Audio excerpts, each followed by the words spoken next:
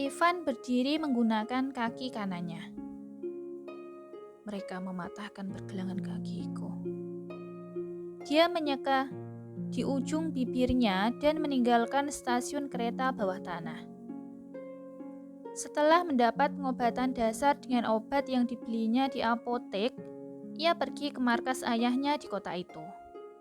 Beruntung ayahnya memiliki markas di setiap negara dan bahkan beberapa jam kemudian Vicky, Haris, Andre, Olive, dan ayahnya Pak Guntur tiba di sana. Wisnu! Olive berlari ke arahnya tepat setelah dia masuk. Melihat keadaannya, adik perempuannya itu menggelengkan kepala. Seberapa parah? Haris bertanya padanya. Hanya kecil. Jawabnya singkat dan menoleh pada Vicky. Aku membutuhkan data semua orang dengan nama Ray di negara ini. Mulailah dari daftar. Ia memberi perintah padanya. Mengangguk, Vicky mulai membuka laptopnya. Sementara Andre pergi ke yang mungkin akan mereka butuhkan. Jika yang kamu cari, aku kenal seseorang yang mungkin tahu tentang itu. Clara. Tapi mungkin dia sudah mengganti namanya. Pak Guntur berkata membuat semua orang yang ada di sana terkejut. Sebenarnya dia tidak ingin membebaninya lagi. Carla sudah dianggapnya seperti adik kandungnya sendiri. Orang yang terus bertarung dengan Lucy karena dirinya. Mereka bertemu ketika dia sedang menjalankan misinya. Meski dia terus mengatakan bahwa Lucy adalah saingannya, tapi dia tidak pernah berniat untuk menyakitinya. Bahkan dia rela mengorbankan dirinya dalam misi terakhir yang mereka jalani bersama, yang menyebabkan wajahnya terbakar. Semenjak saat itu, Carla mengundurkan diri dari dunia. Wah, kalian pasti akan terkejut dengan info apa yang aku dapatkan baru saja. Dia tinggal hanya 2 blok dari sini, dan dia mengubah namanya menjadi Alice. Kata Vicky yang matanya tertuju pada layar laptop. Oke, biar aku yang pergi. Aku penasaran, seperti apa orang yang telah mengalahkan musuhku. Olive mengangkat alisnya dan tersenyum lebar. Di masa lalu, Wisnu, kakak laki-lakinya, adalah musuh terberatnya. Dia yang dulunya harus melakukan duel dengan kakaknya yang kala itu menjalankan misinya. Tapi belum sempat Ivan menyelesaikan kata-katanya, Pak Guntur memberinya sinyal untuk berhenti. Pria tersebut sudah dalam mode seriusnya. Mereka tidak bisa bertindak gegabah atau bisa terjadi sesuatu yang fatal yang dikhawatirkan olehnya. Meraih remote mobil, Haris, Andre, dan Olive meninggalkan markas. Sementara Pak Guntur membuka perban yang membalut pergelangan kakinya. Dia mengamatinya untuk beberapa detik. Aku akan membantumu, tapi ini mungkin akan sedikit sakit. Tepat setelah mengatakan itu, dia menarik pergelangan kakinya ke depan dan menggoyangkannya sedikit sebelum mendorongnya kembali. Ivan sedikit mengernyit. Pak tua ini. Dia bahkan tidak memberiku waktu untuk menarik nafas terlebih dahulu. Ia mengeluh di dalam hatinya. Dan setelah ayahnya meletakkan kakinya di lantai, dia merasa sedikit terbebas dari rasa sakit. Ting tong.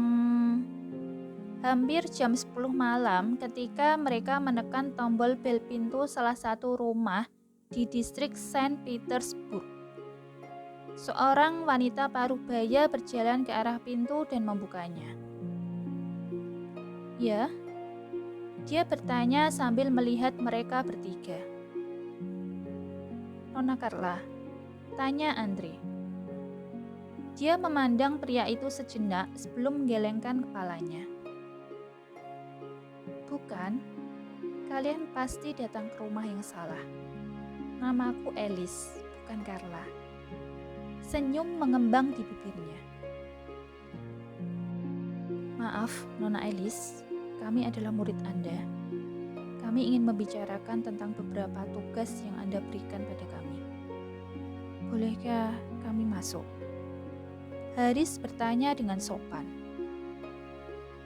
Murid?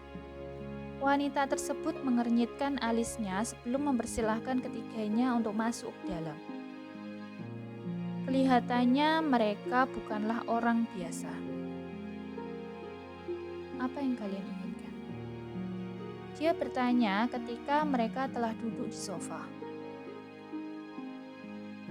Kami ingin tahu tentang Ray. Siapapun yang bernama Ray. Apakah Anda tahu siapa dia? Kata Olive dengan wajah seriusnya. Setidaknya ada 3 dari mereka. Reynold Andrew, Ray Alex, dan yang terakhir Ray Rahardian. Ray yang mana yang kalian maksud? Dan lokasi mereka? Andre bertanya. Tidak ada yang tahu. Mereka suka berpindah-pindah lokasi. Tapi belakangan aku dengar Ray Rahardian juga ada di sini. Ketiganya saling memandang satu sama lain. Ternyata mereka tidak hanya dihadapkan pada satu pilihan, tetapi 3 sekaligus. Moon Bar di pusat kota. Ada salah satu dari mereka yang suka datang ke sana. Ucap Carla memberikan petunjuk melihat ketiganya yang kebingungan. Oke, sudah aku bilang kan dari awal kalau aku yang akan pergi.